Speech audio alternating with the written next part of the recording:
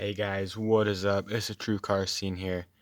Today I'm actually going to show you how to replace a door blend actuator for a 2012 Impala.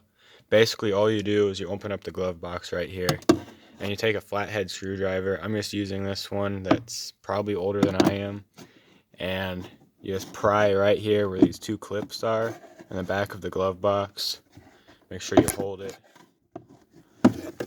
It should just come right down.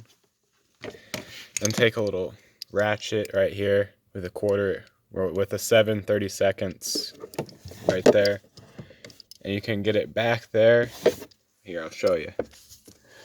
Basically, there's two bolts that hold it on. There's that one right there, and then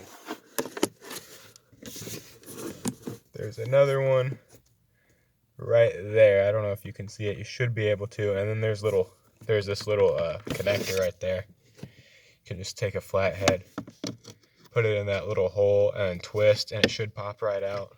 And when you do put the new one on, there should be a little hole in the back that goes in there. That's actually what allows this door to turn. It's the little motor. And yeah, you just take out those two bolts with this ratchet and pull it out, plug it, unplug it, and put the new one in. It's not that complicated to do. The most complicated thing is trying to go back there and actually get the tool back there with your hand, and then the position that you're in to try and get it. That's the most complicated thing. Other than that, it's a pretty easy thing. Normally, you'll know these are bad when you hear a constant clicking sound. I'll put that in the video right here. And normally that's either that actuator or that one right there. That one's the same way to replace it. And yeah, that's pretty much it.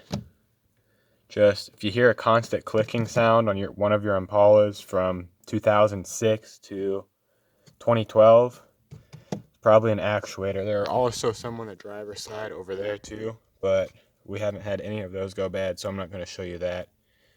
But yeah, that's basically all it is. And when you're done, oh, also, these screws, you might want to take this little black piece off as part of the glove box.